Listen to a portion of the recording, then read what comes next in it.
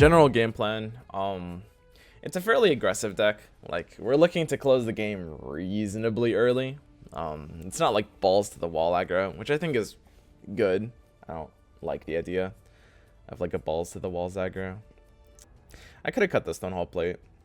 The one thing about Stone Hall Plate is, I mean, it does kind of suck, but we do have a few kind of fairly squishy heroes that, in theory, you know, I mean, the fact that it's armor slot can be useful. Like, I can just gut punch a hero turn one with Ursa. Like, I'll definitely be doing a lot of trading, and if I can get the gold to buy it like turn one, it's pretty good. So this is a single elimination tournament, which means, you know, I mean, I could easily just eat it in round one, right? Like, so let's go ahead and take a look. Wait, this is Swiss? I thought this was single elim. Am I misinformed? Okay, so I'm not getting eliminated round one then. So I make it up against some random, looks like. Okay, so we're gonna have deck trackers on. He's running New Order's Juke, Stars Line. What? Quorum Thunderhide with Stars Align? Looks like he's running a lot of bad. Why is my things are like my computer is like doing like micro freezes? I don't know what's happening here. It's probably because there's so many people loaded in this bracket. So this is an interesting deck. If we can kill the Debbie turn one, we lock him out of these black plays really aggressively. One thing to note is he's got 9 black cards, which is above ratio, and the Debbie, which is very squishy, and these 4-mana plays that the Debbie's coming out on the flop. So if we can kill the Debbie before these 4-mana plays can come out, he's definitely locked out of a lot of tempo. We gotta watch out for Stars into one of these green drops. Stars into Emissary could just win him the game. And he has 3 green heroes to play it on land for. 2 enough magics with Bristleback. Monk S. Okay, interesting deck. I kind of don't know what Juke is doing in here, but I mean, Juke is kind of a playable card. I'm gonna be having these freezes during the game. That's not good. Let me close my Chrome tabs. Maybe that'll help. Okay, so we're just gonna play with F3 on the entire time. This is tournament timer, so things are gonna be, yeah. What the hell is causing this stuttering? That's really obnoxious. I'm gonna have to look at it after this game if it persists. So it's always just Rebel Decoy here. We can use Ramusk Blessing next turn if we need to, I think. What the hell is going on? I'll give my life for the rebellion. This feels good. Just develop it turn one into Triora. Means it'll trade with this melee creep and survive, or I can potentially save the tree from Bristleback's Wrath. It's much more likely gonna happen. The question is, do you swap it now? Because, I mean, if we wait a turn, we're gonna swap and that doesn't accomplish anything at that point, right? You probably just get out of his warpath right now. So he doesn't land the curve, which means, yeah. I think just swapping now is always proper. Hope this works. I have to break a lot of habits. It's very weird. Because, like, in Mono Blue Constructed, which I've been playing for, like, a week now, like, you just don't care about feeding Bristle Armor. But now I'm like, huh. I guess normal decks in Draft, that's, like, a really big deal to just feed Bristle Armor for no reason. So, we really want to go left. I think that's kind of a no-brainer in this case. Draft deployments are really complicated. It's too important to contest the Debbie. And developing Satyr here is a good lane to do it. Since we're not going to be looking to enrage left, we just want a Satyr or Ramusk left and then a Gloaty mid, and then Satyr or Ramusk mid. If we draw another Satyr or Selfish Cleric or something, that changes our plays. Otherwise, I think we'll Ramusk mid before doing anything else. Probably Ramusk mid from left, and then a Gloaty Vandal mid, and then Satyr Duelist right with this hand. This makes Ramusk Mist a little bit better, or Ramusk Blessing mid a little bit better because our creep survives as well. What's this item deck look like? Pretty standard stuff. So we did draw the Roseleaf Druid, which of course kind of sucks here. Okay, so we're okay with that because we were just going to Ramusk anyway. If we didn't have this Ramusk, we would be very unhappy about that play. I must survive. So now he needs to find a way to ass pull 1 damage middle off of green mana, which could be a little bit tricky to do. Steel Strength as the one of can do it. A little bit of gold there. Controlling left. If he deploys the Magnus into right, we've got a good abandoned potential lane. Of course, you'll note this Bristle is magically curving into our tree. Not super happy about that, but of course we're just going to play one of these chumps to stop it from going off.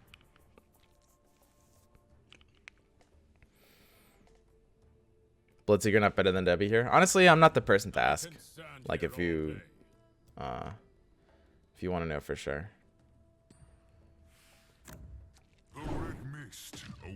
I mean, I decided on Debbie.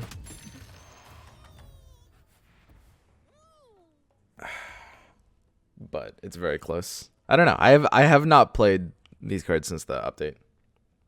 So basically, we're just throwing away a card here to stop this from going off. So that means we're just gonna play for Prowler Vanguard. This is actually kind of nice because the armor aura will actually keep this creep alive, which is pretty sweet, all things considered. If he's got a Viscous Nasal Goo or a Stone Holly, he's pretty much got to drop it here. I think if it was Stone Holly, probably would have played it off of initiative. So I expect a Goo to come down. Okay, it's pretty good. Of course, nothing we can do about that. If he hadn't gotten the curve, then, you know, we can force that out first. But that's fine. Maul is a pretty good top buy. Maul plus Cloak is something I'm pretty happy about. There's this one thing in draft where it's like, if you don't buy TP Scroll, sometimes you just lose the game because you didn't buy a TP Scroll. Honestly, I think on this board state, I'm safe to not buy a TP Scroll. It's really, really risky not buying a TP Scroll in this mode, guys. 5 seconds remaining. This is not a play I would recommend in almost any situation. So I think Debbie pretty much has to go right.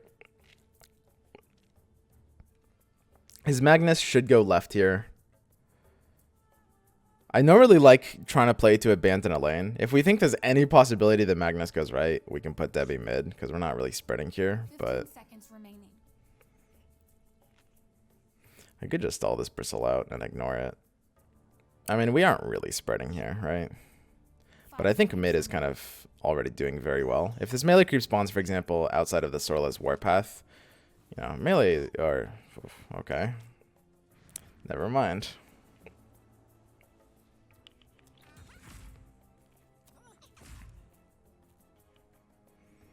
So we've got Satyr and Roseleaf Druid to be able to play. So this is already dead. We can do something like Maul plus Cloak this and force an answer out on his side. Satyr is going to be probably pretty important to develop here. You just want to get your tools online. Start this growing. Okay with that curve. Look forward for Maul and Cloak. Cloak is going to be better here. It doesn't fall prey to a short sword. This is the best Maul I think we're getting though. You're losing this stat for one combat phase.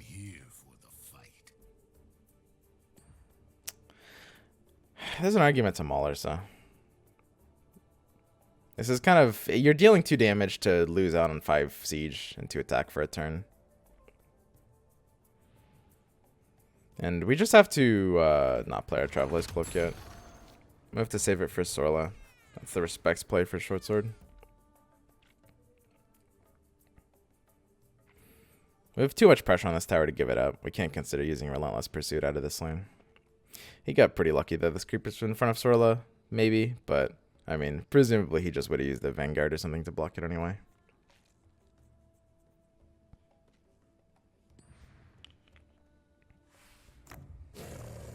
Okay, we're pretty happy about that since, of course, we've got the Apprentice coming in.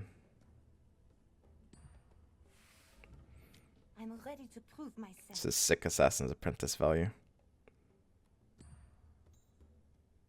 You can't run from me. I know how to use this. I mean, in theory, we could bail out of this lane if we wanted to. Doing something like Relentless Pursuiting out to this creep is honestly, I mean, it's a pretty good push effort. I think it's just a little too early for that, though. And the safe thing is, I mean, so we know he has short sword potential in hand. The most important thing is we saved the cloak for the hero that was in front of a creep. Because if we cloak this, the Magnus just will often respond with short sword. And that feels very bad when that happens. We don't really have a great pursuit here. And honestly, I don't really mind this pressuring 3 lanes thing.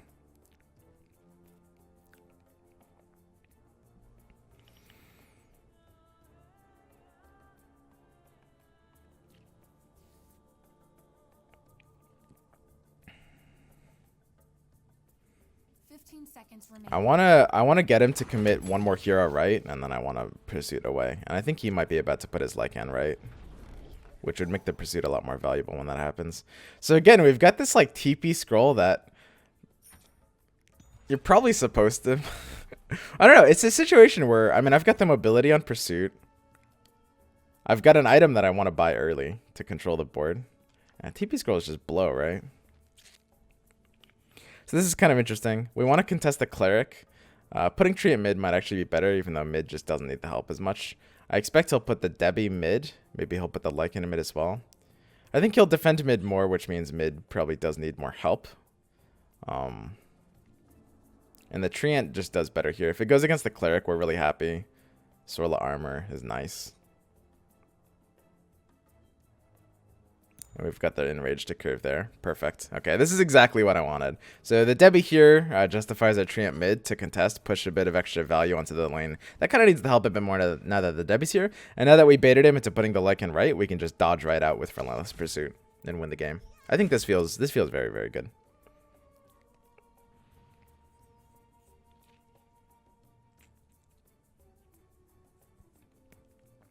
So we use the Pursuit to kill the Tyler State Sensor as well. The one thing is, it's possible it was a misplay using Maul on Farvan. Maul on Ursa might have been better, just because he is staying alive. We lose out on the 2 attack for a turn, but we get an extra 5 siege damage, which is probably worth more.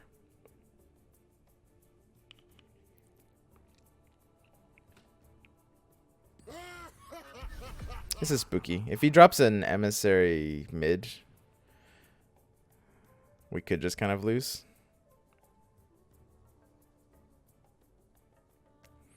That's very spooky.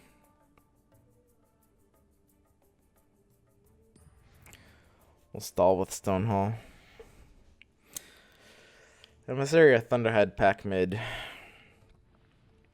We have the Slay in our deck, but I mean right now we have no way of being able to find it.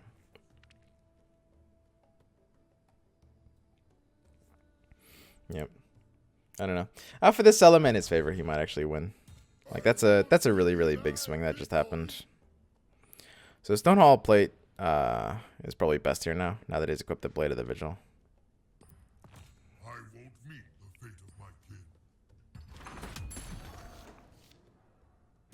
I will defend my people. So he's gonna throw down his big Chungus. And I think we just lose at that point. Like, we've got the Apprentice to go into the Debbie. He'll use a health item on it. And we'll just cry. I don't know. He's got 2 heroes stranded here, though. I've got plenty of time to get through. I just got a top deck Slay. Easy. Okay. Nothing scary, then. We're good. Wow, this guy really does have nothing scary. That's really interesting. I guess the follow-up play is no accident to kill the Sorla. Is very likely. But we still want to pursuit, I think, out of right. I'd really like to just get out of right.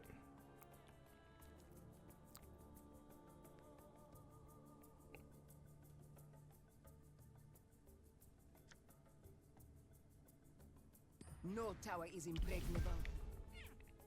You won't feel a thing. I'll take Let's force a health item.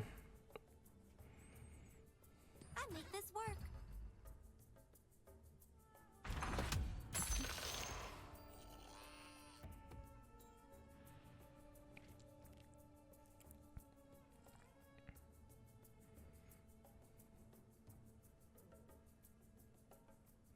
If we draw a no accident, we want to pursue into the Debbie. Drawing a no accident is like not even low odds here necessarily.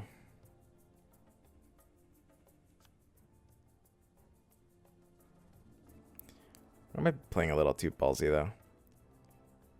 That no accident for him was really good value. That like intimidation no accident turn is really, really huge. He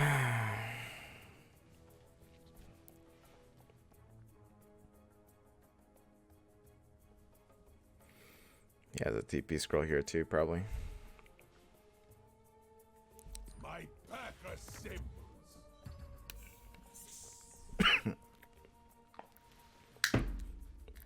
If he has a TP scroll, we're feeling kind of sad.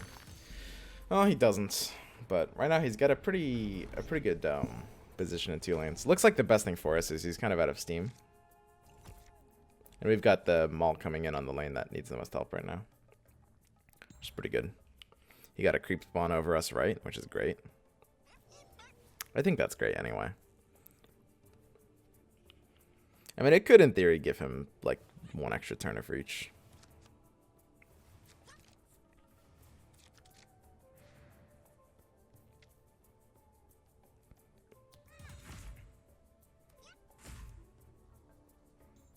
My skills are only growing.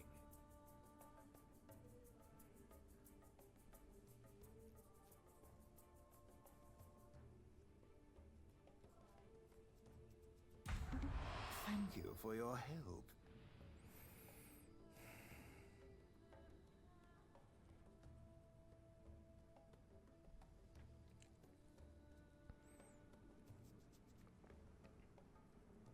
We can curve Druid into Vanguard there, which feels pretty good.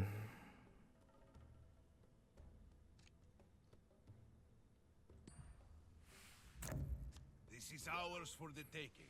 Does he have Intimidation? No, he doesn't.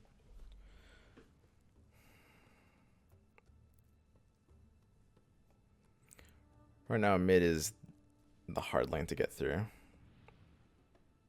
Having the Maul here is pretty important. Wish we didn't have to play Druid before Vanguard. But our Gloaty stays alive here.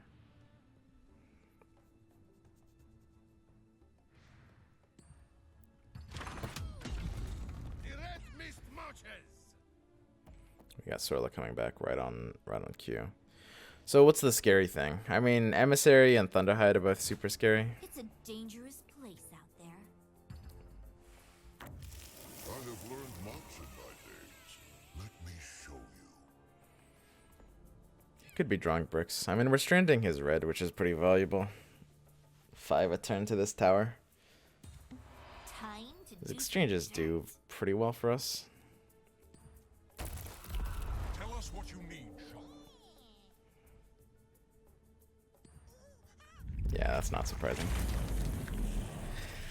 Okay. That's going to be a little rough. I think this... He's pretty hard pressed to play for 7 here. So, this should be pretty slow. Yeah. That's pretty unfortunate, though. Well, I mean, he's got a lot of presence mid.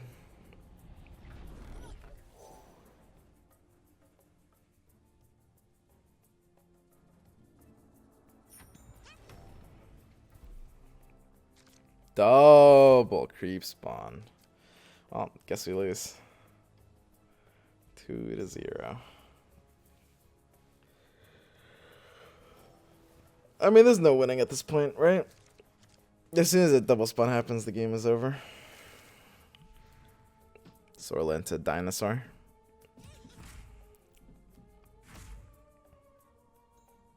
I'll follow the red mist to glorious battle.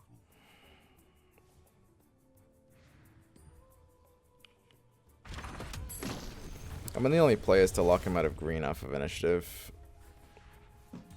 And just kind of hope. The red mist is unmatched.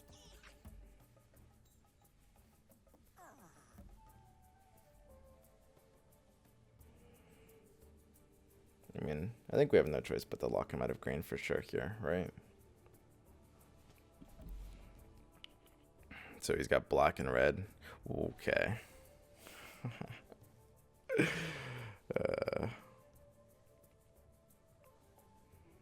Can we win if we do that? We go 4-11. No one can be Might be like a tie game, right? Assassin's Shadow. The classic play. It's actually got more siege than attack. Can't play anything in front of it. Green on 3. Vermusk. Is Vermusk scary?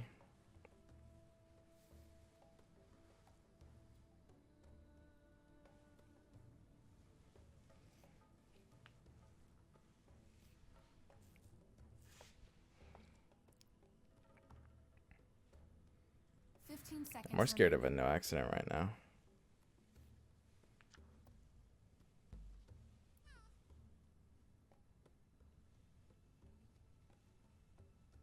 Seconds remaining. I didn't see you there.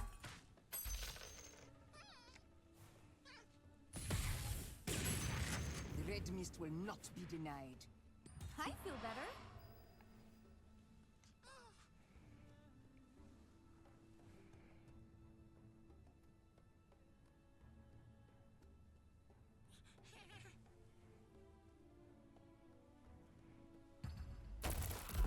Tell us what you need, Shaman.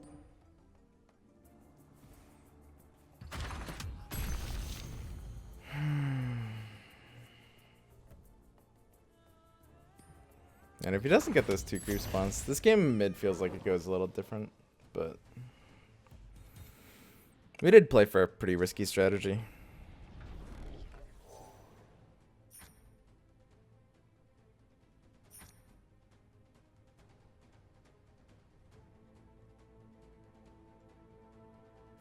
Seconds remaining.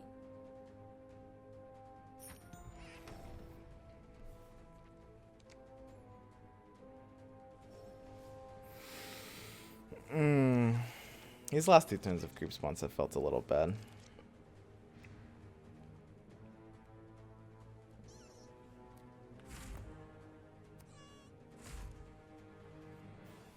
That's an acceptable draw.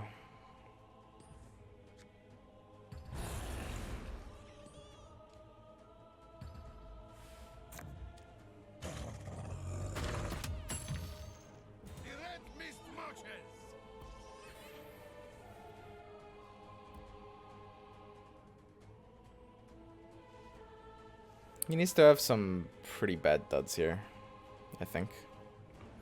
So, I mean, obviously there's no way we can prevent lethal, which means the Selfish Cleric in our hand is doing literally nothing. If you had a way to capitalize off this, you probably would have done so already, right?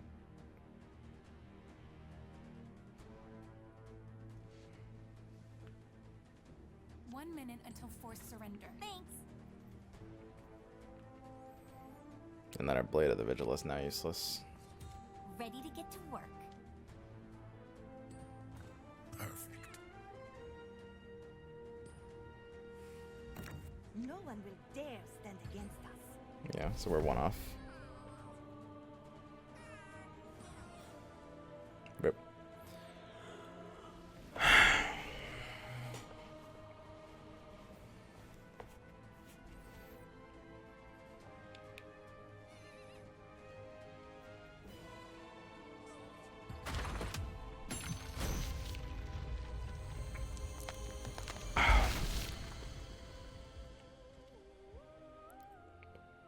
I'm surprised this is Swiss. Guess I'm gonna have to keep playing.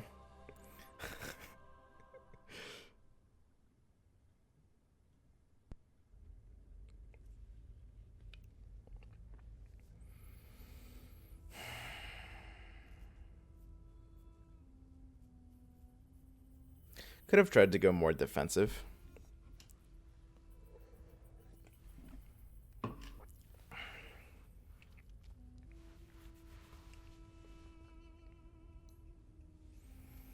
I'm wondering what makes a difference there.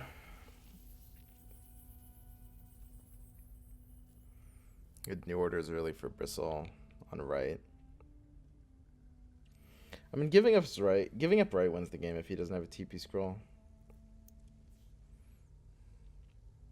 And it's not a good lane to fight for in my condition anyway. I feel like giving up right was proper. That game, I think, had to have been winnable. There's no way that, or at very, very least, tieable.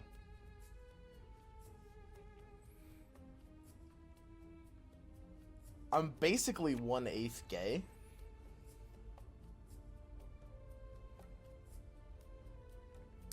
Trending Bristle is kind of nice for enough magic.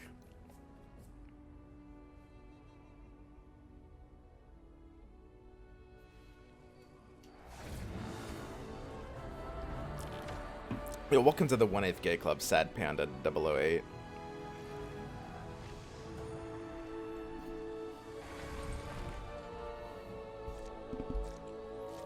Debbie into Sorla favors Debbie.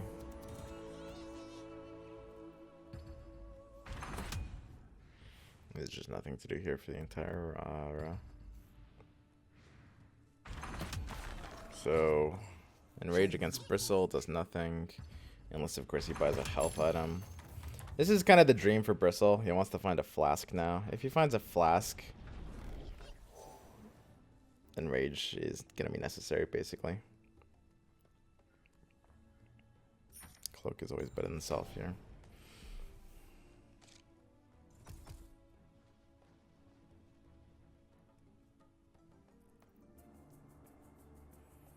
Expect Firebrand to go right.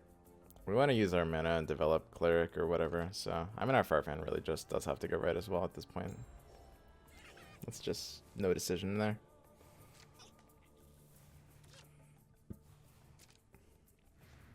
This is an okay opening though. You like something like Roseleaf Druid on the side. The biggest concern is he could play Savage Wolf. And you really kind of like to Romusk Blessing this as well. Romusk Blessing is really good right here, yeah? Keeps 2 creeps alive.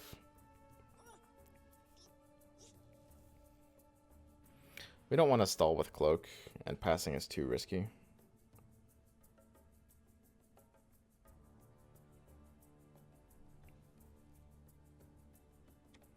Look, this Romusk Blessing is very simply too good. Long after this age has passed, I shall endure. People have been trying blue in draft lately, at least from what I see. I do think blue is probably the weakest color in draft. I mean, I think we've known this for a while. Like, people still say that. Yoel is the only one who doesn't say that, pretty much. Like, Life Coach, Hyped, and I all say blue is the weakest color in draft. I think the biggest thing to understand, though, is that like, it's not like the weakest by a big margin, right? Like, there has to be a weakest color. Maybe blue has, like, a couple percentage points on a lose rate compared to other colors. Or something like that. So, Cloak plus Enrage, in theory, here keeps me alive. In theory. If I want to do that. That's kind of committal. We are making money, so maybe we'll be able to just save a Cloak from one of our black heroes. We do want a health item for a black hero, basically, no matter what.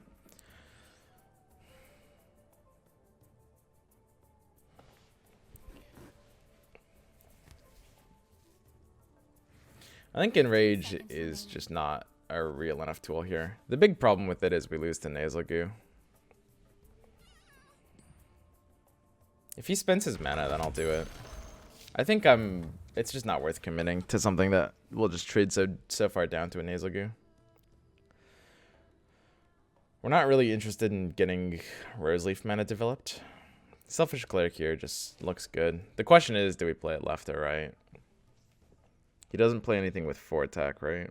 He plays his own Selfish Cleric. That's kind of interesting. So if we play Cleric, he can Cleric into Cleric here and win because he has the armor aura. Which is scary. We're not going to go for the curve. We're just going to play it on the left side. In which case, maybe we should consider doing Roseleaf over Cleric. Cleric is a lot better for kind of the heal effects. And Roseleaf doesn't really offer punish potential. The biggest punish is he could play Savage Wolf, which he's already played one of. It's a huge trap to try to play for the curve here, because he has the armor aura and we don't, which is super spooky. Like, if we play for curve, even if we get it, he drops his own Cleric here. Or even if it was like something else, like, I don't know, bushes. Oh, look, bushes. We got the Slay in hand this time, which is going to be a pretty big deal. No accident for left side could be pretty good. The thing is, though, we're probably going to have to slay this dog. and hope he doesn't curve ramp out a dinosaur like last time. So Stonehall Cloak is pretty great here. We've got 2 squishy black heroes coming in. I think I really like just getting the Stonehall online. Blade of the Vigil threatens the Lycan. We already have a health item there. 15 seconds remaining. Dude, I like Blade of the Vigil.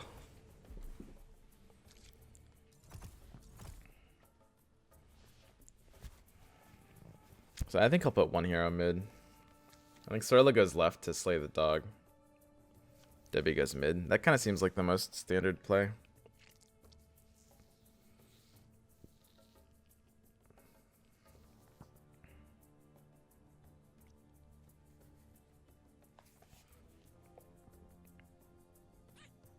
Seconds remaining. Could reverse them.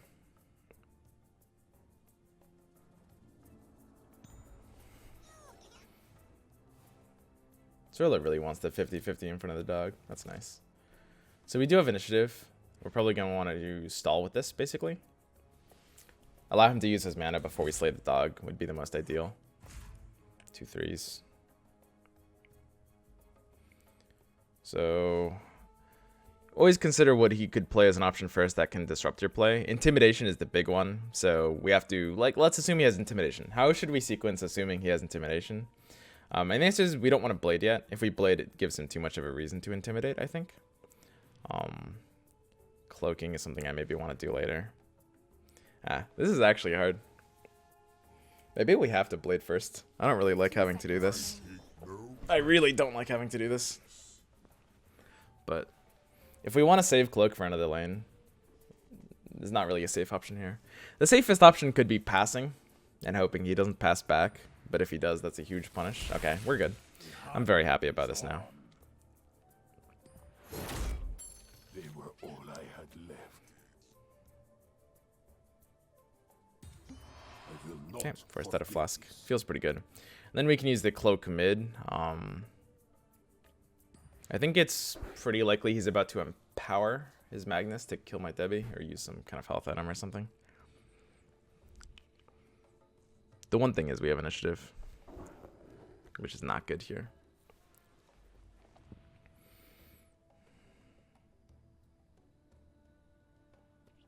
I guess we no accident the Magnus. You cannot outrun me. This is probably just better The unceasing since we breath forced out the health item here. Or the attack item. This makes it probably, if anything, more likely he has Empower, but you still take the guaranteed keep alive, especially on your Blade. So we expect to get empowered here, but what are you going to do? So we counter empower by discipling. Trade for this creep, kill the Magnus. I mean, that's okay, right? It's alright. No empower? There it is. This is, I would say this is pretty good disciple value. My aid comes with a price.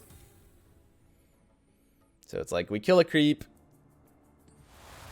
Yeah. Well, Juke is just a nuts guard, guys. What are we gonna do? Nothing we can do, really. I mean, no accident line of play was the alternative, but nothing counts as Juke. Juke's just busted. I know my priorities.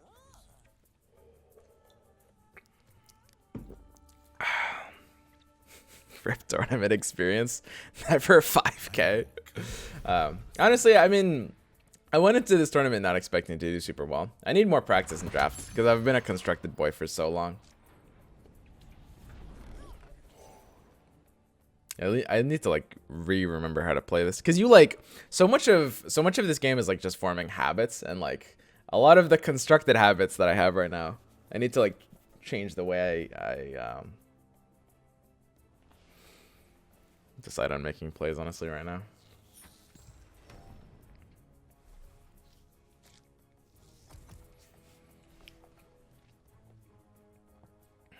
So this bristleback goes left.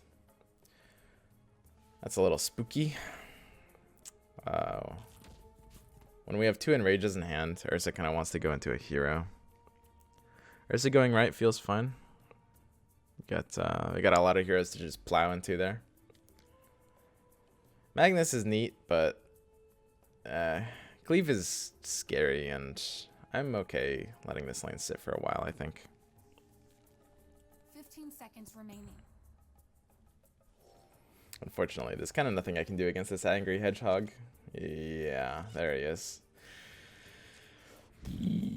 Okay. All right.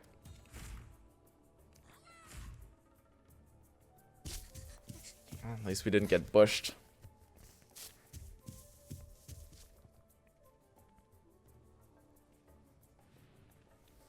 So we can use Rose Leaf into Enrage Right, which means Rose Leaf is kind of an equivalent play either way. We could just Assault Ladders to pass effectively. We want a no accident.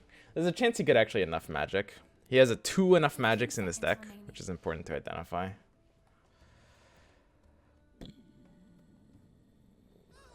This feels really bad. 5 seconds remaining. Well, no accident at the hedgehog. The thing is, he should have a health item.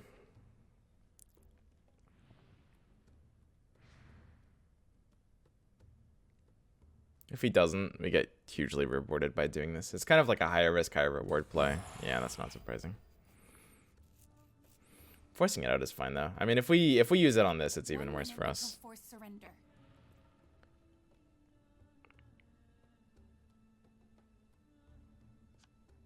Tear the tower down. Be able to get in some damage, right? So there's a good chance we end up giving up left now. We like just triple deploy into mid and just let him have left. Now that we've forced him to commit some tools here. Which means there's the consideration to TP scroll, just to kind of come online a little bit earlier. And I think it's supposed to be Treant, right?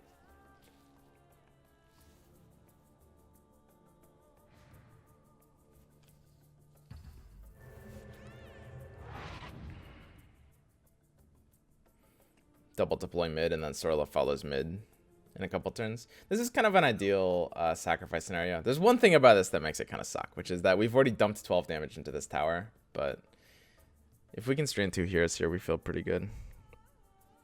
I think I tend to gravitate towards like slightly riskier plays in draft. Whoa, he's committing even more here. I mean, that feels good.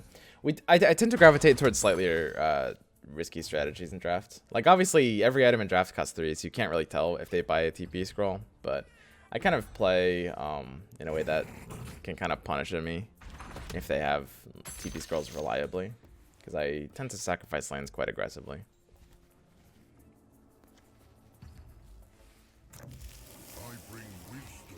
So if he uses no accident on my Ursa, we will just enrage it to punch him here.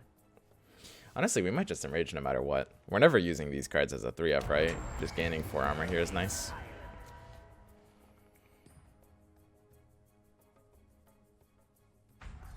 Nowhere to run.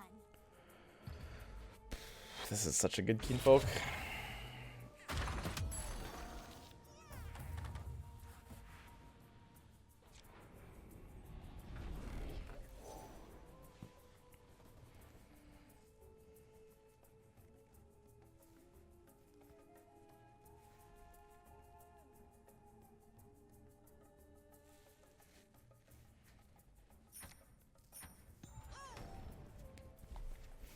We're getting to the late game.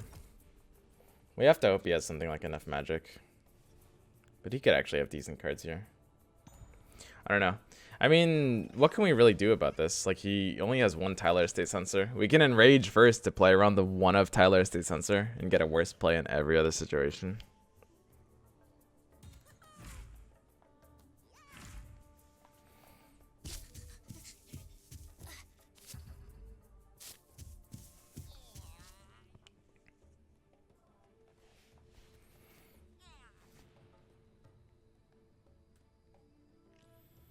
I don't know. I don't really believe in playing around 1-ofs most of the time, especially when the opponent has a 3-card hand, but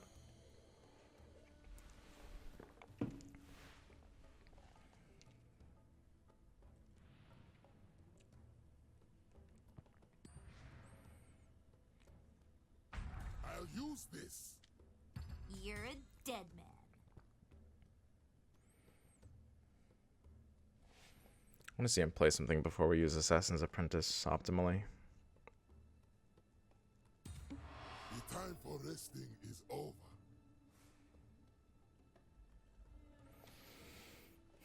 It's a decent chance he can remusk this. With this hand, though, it's a little too risky to try to take a pass. Too important to kill the dog. My blade always finds its mark. I think the biggest issue here is probably in the deck builder. For sure.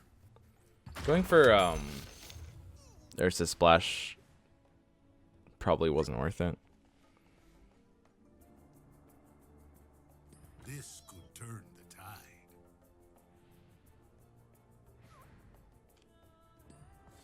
A worthy but futile effort.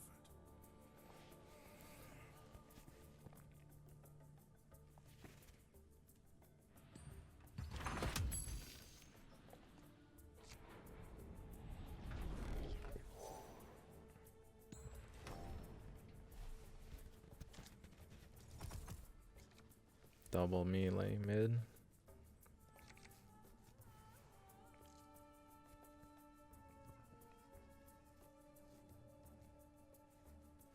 I mean, we've got the blink on Farvan, but we've also got the Debbie deploying next turn. So I think just like literally just shoving it in a mid is probably the best play.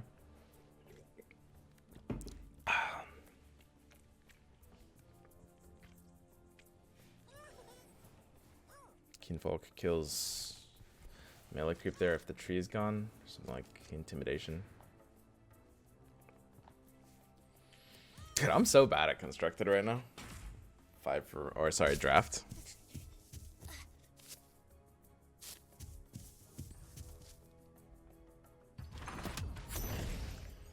So it's a Stonewall Cloak. No TP, which is kind of nice.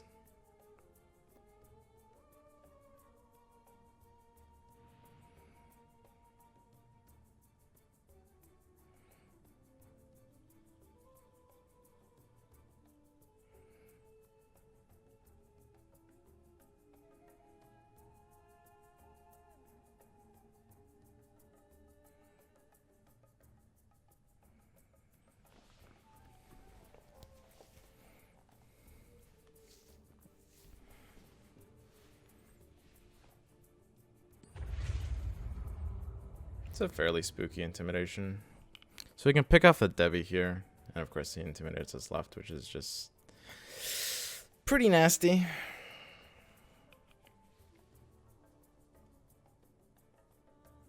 I don't know. Picking off the Devi is probably a necessary play. 1 minute. Unfortunately, it's not really winning us the game either.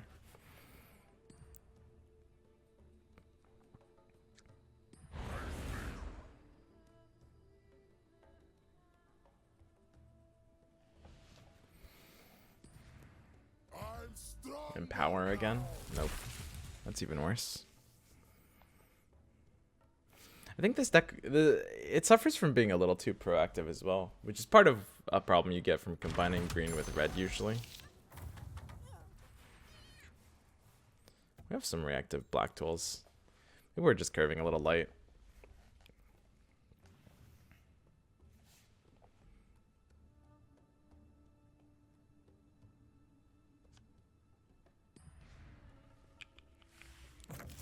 I bring wisdom and power.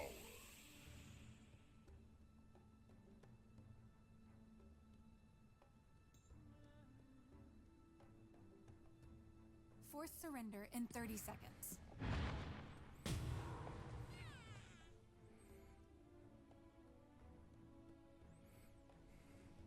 There's a fair chance he can stabilize this. Wow, interesting.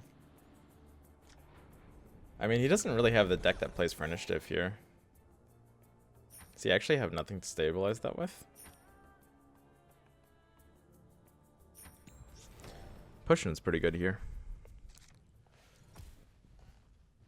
Ah, wow. Creep spawns that help our game plan. What is this? That's pretty good. Creep spawns and artifact are kind of neat. So there's a good chance we'll be blinking Farvan right on mana 10.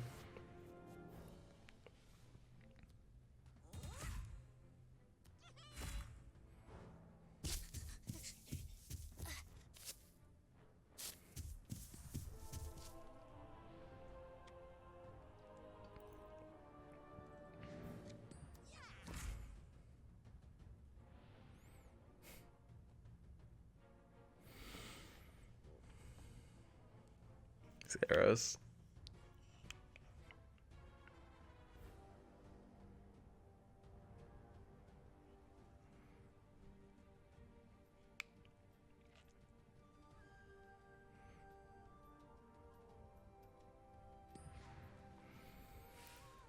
In time, only Stonehall will remain. So, this left thing that's happening right now is an actual threat. Luckily, our creep is just tanking it like a champ.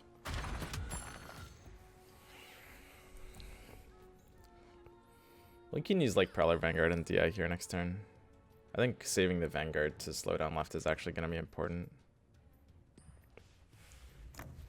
Come, brothers. Great.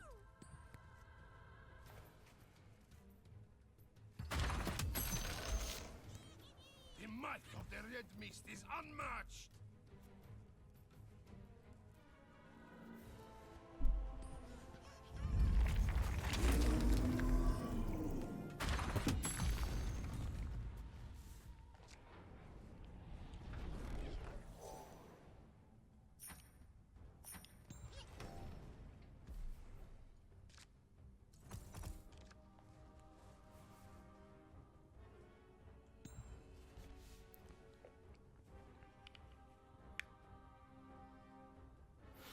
I mean, it's nice to dream about getting through left, but that'll never happen, right? He's got a lot of options here.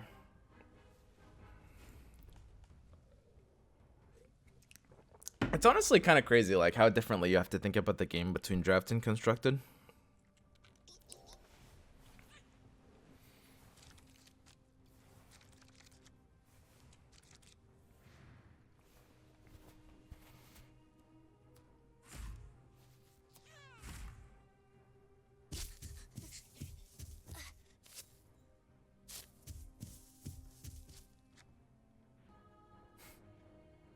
Seconds remaining. No one is getting past us.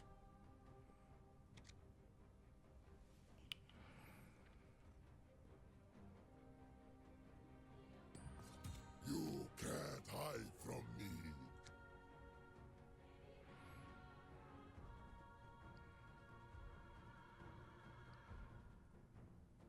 One minute until forced surrender.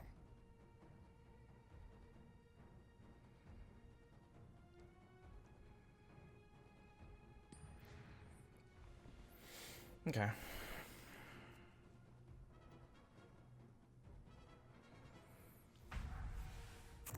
Leave this to me.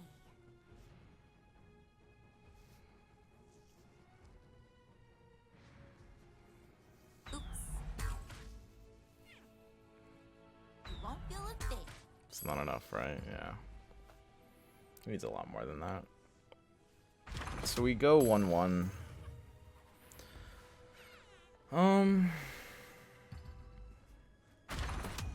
We're playing sloppy. There's no way we're gonna win this tournament. We're playing like shit. No one can stand against the Red Mist.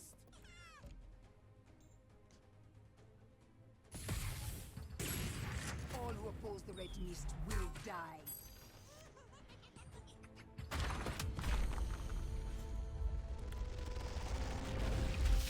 The nice thing about Swiss is you've kind of got enough time to, like, you know, shake the rust off.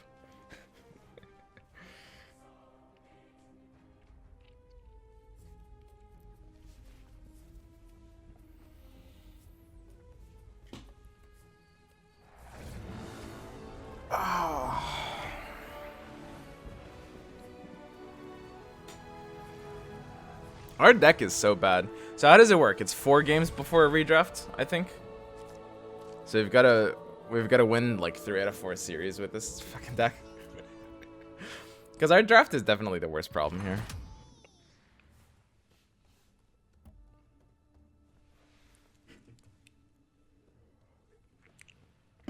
So forgot to play without Annihilation. I mean, like, no bamboozle. Like, the way you play blue is so fundamentally different from how you play the other 3 colors. Because blue is the only color that has this like board clear that you're trying to min-max. Like, I mean, I have forgotten how to play without Annihilation, actually. Basically, yeah. We can just snipe this Lycan. We can snipe this Debbie. Wow, these snipes are crazy. Oh, that's nuts. I mean, sniping the Debbie means Sorla goes face more often. It saves our guy. Do we ever develop an apprentice here? You just bounce, right?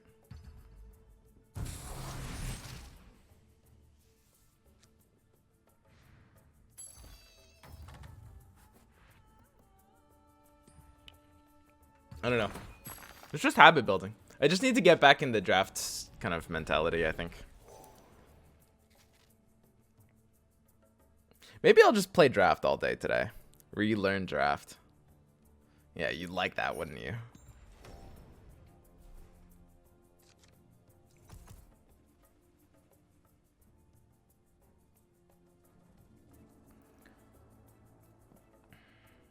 Creep has like a 60% chance of blocking that bristle.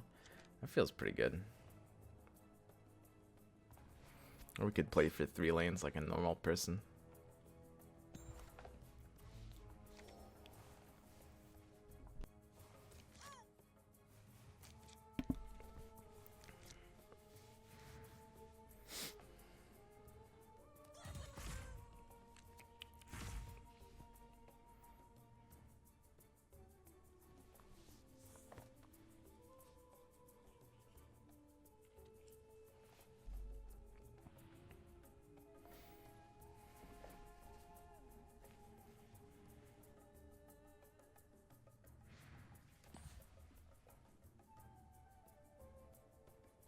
Using Disciple here is actually low-key maybe amazing. Maybe. I can cloak the Sorla and then just slap a Disciple down. That's a spooky Disciple. Or I could maybe make a more normal play. Like Rose Leaf and then Stonehall the Treant. That is kind of the normal thing to do.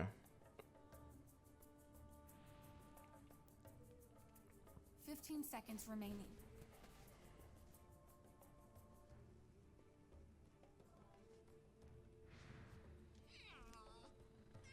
5 seconds remaining. 3. How can I help with trouble?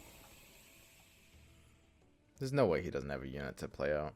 It's impossible. Like, he's so heavy on green 4 units. Like, you really like the idea of trying to go for a curve or like an Assassin's Apprentice on the left off curve. There's no way that can be good, though. That's impossible. I just want to set up for like a DI next turn, maybe.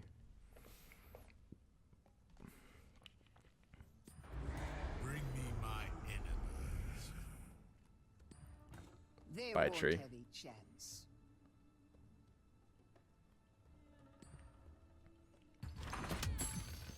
So, always important to evaluate after a pass like that happens. Because he passed first and I had the opportunity to counter pass. So, like, who benefit off of that? Like, I played a tree and a Stonehall. He played an Empower. His Empower didn't do that much this turn. Just forced out the Stonehall. Looks like I was fine to play into this.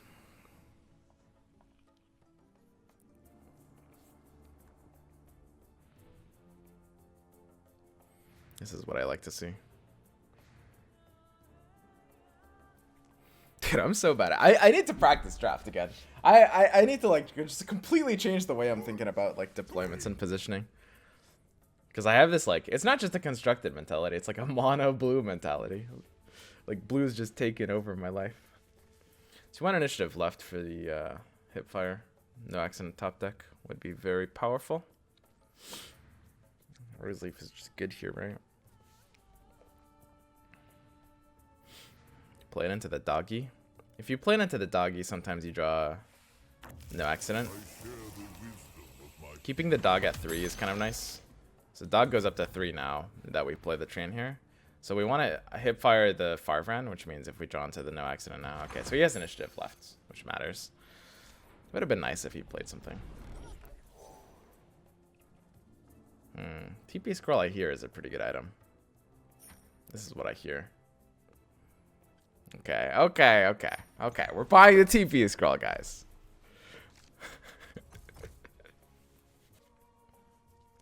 My Sorla is out of ranges.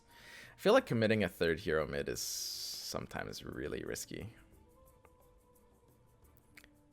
Do I need to color spread? See, this is the awkward thing. When I've got a DI mid, but this DI kind of sucks. I want this hero to go left, but the black presence with a hand like this, I really want mid. Third hero mid is really terrible though. With these creep spawns. Really wish these creep spawns didn't go this way. Whew. Should have put the hero mid, I guess. Double deploy there.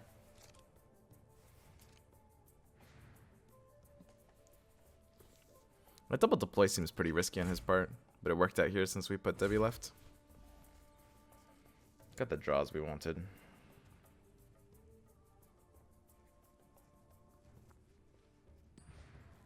Your timing is impeccable. Interesting.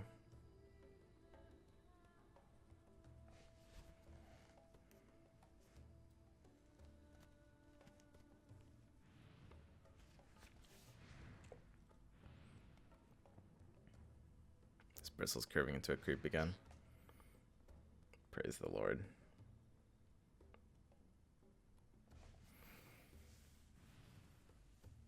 Fifteen seconds remaining. I don't mind just laddersing here, right? Leave nothing but ash and rubble. With a hand like this, there's a chance we could actually 80 this left.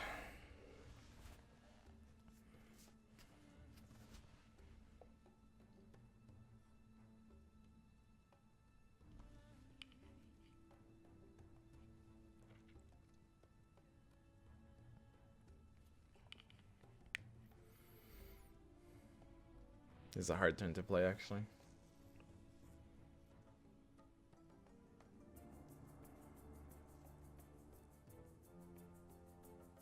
Seconds remaining. TPing Sorla is nice, but this TP needs to find better maximum value, right? 5 seconds remaining. What makes a sisterhood proud?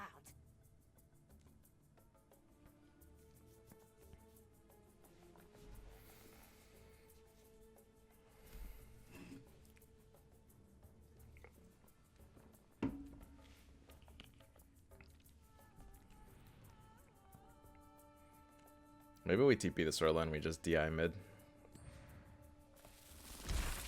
It's pretty There's spooky. strength in unity.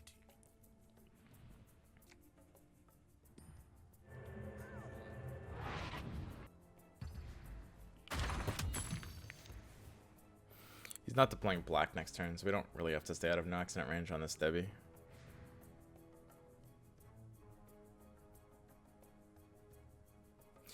One problem is we don't have any short swords or anything here to be able to actually swing this board state. 1 minute until forced surrender. That is an issue.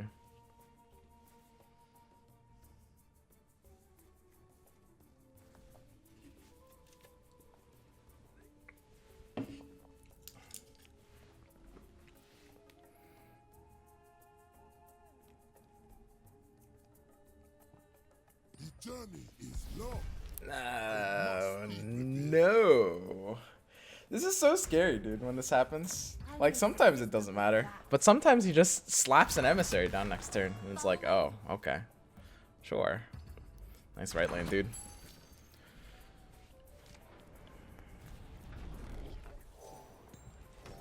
Holding phase boots is kind of a consideration, but not really. I think Sorla has to go like this. This just looks pretty necessary to do, I think.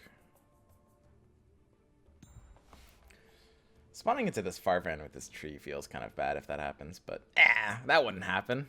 It wouldn't happen to me. Lycan, gotta go left, right? Doesn't it? So initiative mid is looking pretty important. I mean, we can just clear off 2 heroes.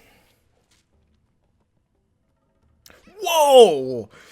What? Why would you do that? No. No. You did not just do that, dude. What was that? don't I just win?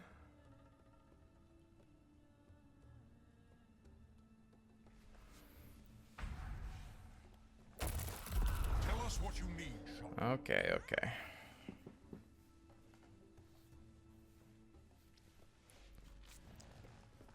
Initiative mid is imperative. I need to kill this green hero no matter what.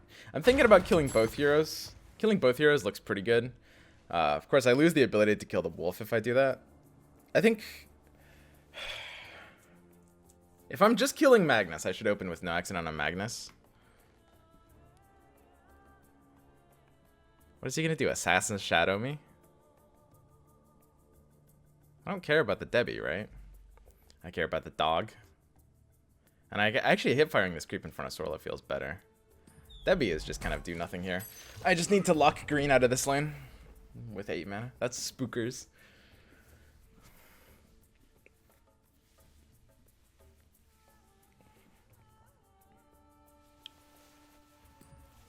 Look at me. Ooh! I am your future.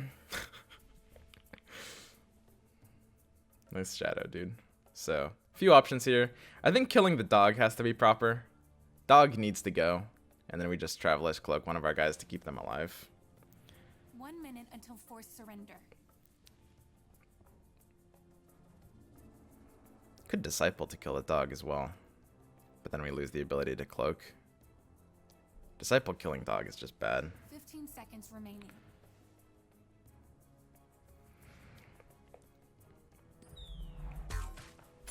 Fear me. Dog is spooky. So the question is, which one of these do we keep alive with cloak? And the answer is the bear. Ready to slit some throats. Interesting trinket.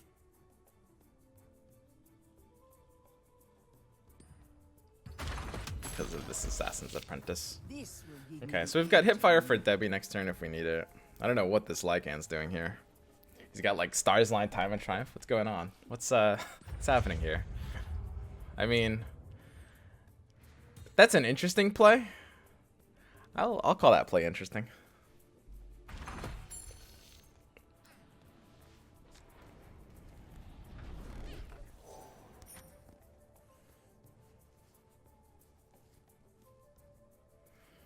Just need health items.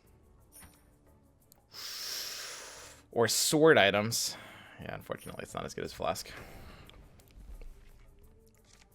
So right now we need to apply more pressure left. We have initiative, but not really anything to do off of it. If we draw pick off, we can actually curve Hipfire into pick off and kill like a green hero or something. That's actually a neat top deck if we draw pick off.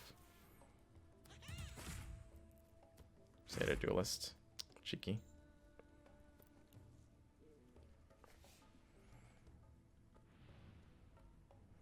And we need to start developing more value into this lane now. What are we playing around? We're playing around enough magic. If we play anything other than Satyr Duelist and he uses enough magic, we feel very sad. So I think it's too important just to develop this. Way too important. No harm will come to me. We're applying even pressure in these two lanes pretty well. And he's still locked out of his green 8s. We kind of want to maybe kill the Farvan here. Magnus is coming in next turn though. Like we can think about killing the Farvan here off of initiative, but it's never really going to do enough. Because the Magnus will just come in and drop a big green dinosaur here anyway. Yeah, so there's the enough magic.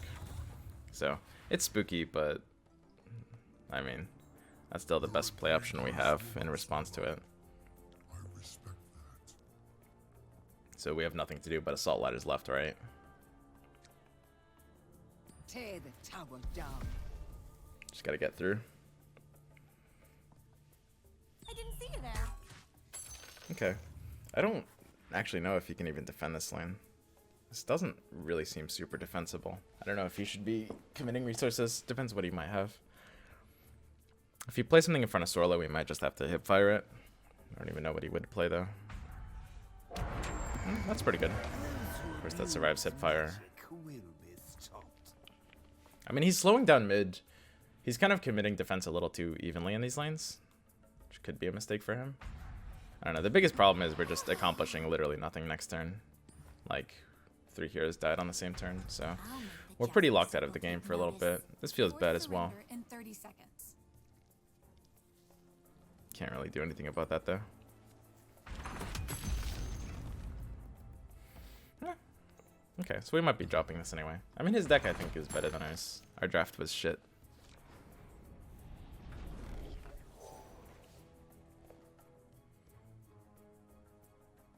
It's a good cleave.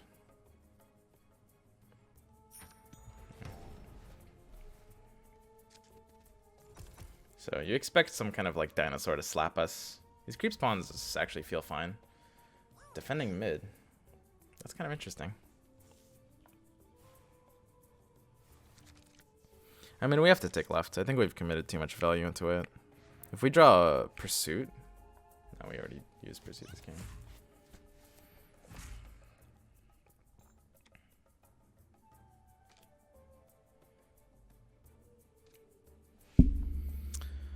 He doesn't have Intimidation, which means we can just play proactively. Nothing really fancy to do. Start with Cloak. This couldn't come at a better You time. expect a Quorum or a Dinosaur to slap you around here a little bit. 1 minute until forced surrender.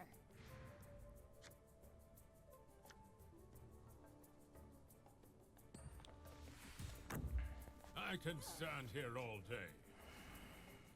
Okay, show me that Quorum. I mean, if he Quorums... Whoa! No Quorum? No Quorum. I mean, that's not an initiative pass. He's Quoruming here.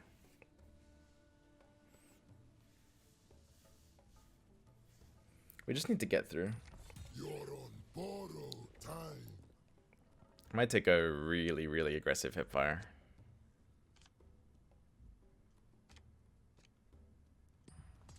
I'll tear them apart. He has 2 no accidents This'll left. come in handy. Forced surrender in 30 I can seconds. give you the strength to destroy Stone Hall. This is a hyper aggressive hipfire. A little help never hurts.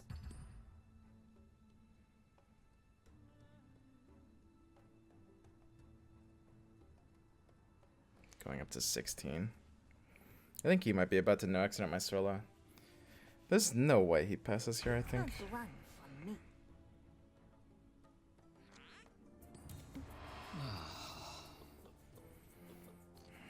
Igaloti's not terrible to develop here either.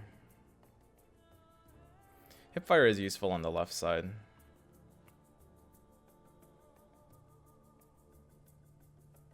Committing Disciple could have been wrong, honestly.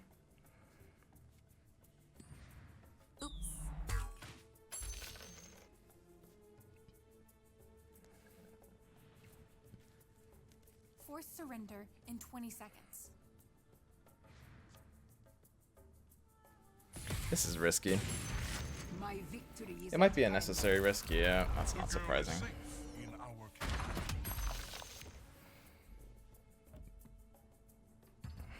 That's just a misplay. I mean, we could have ducked out of mid, right? I think that turn might have actually lost us the game. Like, that turn was really key. I think we just kind of played for the wrong win condition there.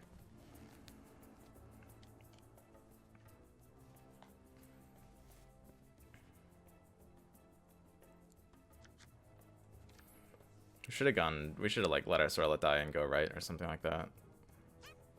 1 minute until forced surrender.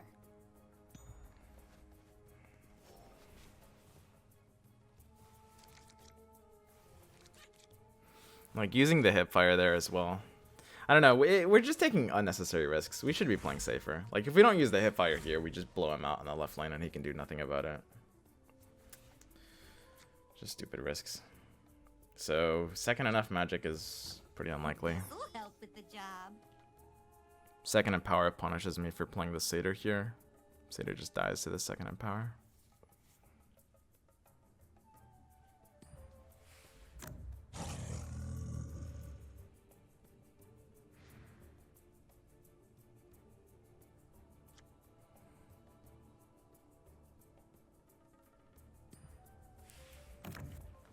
Tear it down.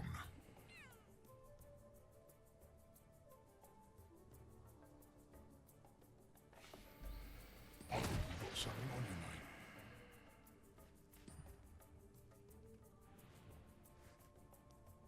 Then right, we play standard bear plus Satyr duelist. You stabilize this. Yeah, that mid lane next turn was just so bad. That was such a throw.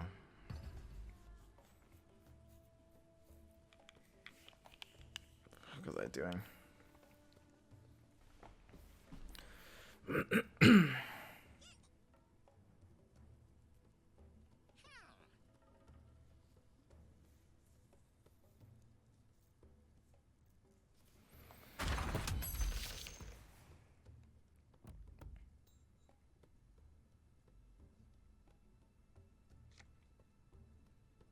He doesn't have any health items, so we're gonna play to disable his aura as opposed to threatening the Lycan. With you by my side, no harm will Void of the Vigil on Ursa does nothing here, unfortunately. Okay, so it looks like we're winning right. Now our lose condition is suddenly left, interestingly enough. Need the potion very badly in this hand state.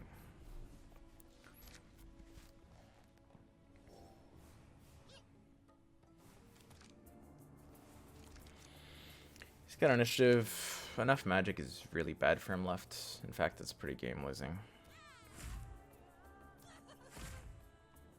It's a very good draw.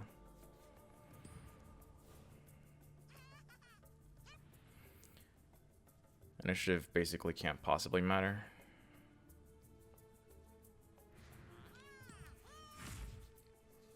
How far off are we of being able to threaten 12? Red is a pretty do-nothing color for him here. Okay, I like the Red Mist Maul here, I 1 think. minute until forced surrender. I have you now.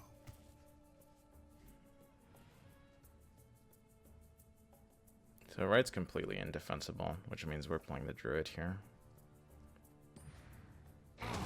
Where are my manners? I have learned much in my days.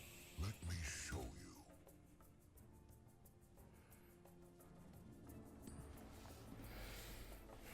It's a kind of scary Maul.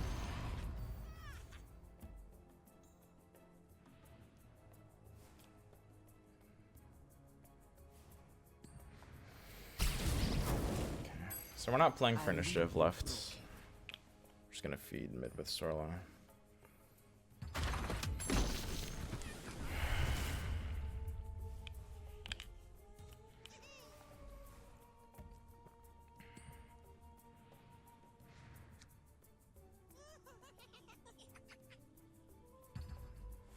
This game can't really last that long, right? If we get bad spawns, we could just lose. So what are we getting? A total of 5. This could kind of be a little rip. The might of the red mist is unmatched. It's a good purchase. It actually matters more, funnily enough. All we need to do is hit the left tower with anything. So he needs to like intimidate our Farvran now. I mean, I'm happy about the TP scroll.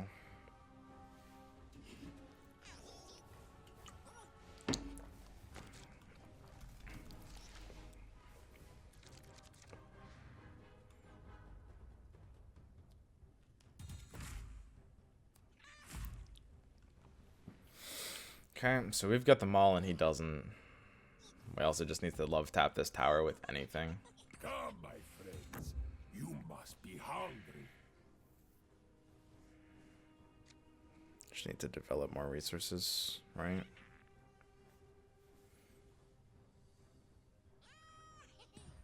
Tell us what you need. This Prowler Vanguard is lethaling his tower.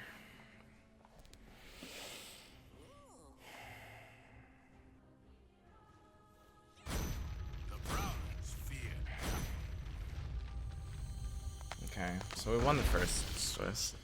Dude, I played that so fucking badly. Like, holy shit. I almost just lost round 1 Swiss, guys. Like, I was reasonably close to losing round 1 Swiss. I misplayed, like, every single series. Dude, like, I need to just... I was doing better near the end, and, like, I think that last game was pretty clean outside of that middle misplay. That one turn I should not have committed resources mid. I think I played that. I'm starting to do better. Like, I think I'm mostly fine now. That's the nice thing about Swiss. It's like the first round is like a warm-up round. Holy shit, that was really bad, though. I can't... Oh, God. I can't be playing like that. I almost lost. Oh. Okay. I think I'm fine now. I'm a little, I'm back in it. So we just gotta win like 4 rounds and then we can draft a new deck. We'll be fine. This is 3-round Swiss. If you lose a match, you're not eliminated. 3-round Swiss? So is it 3-round Swiss before the redraft? Is that how we're doing this?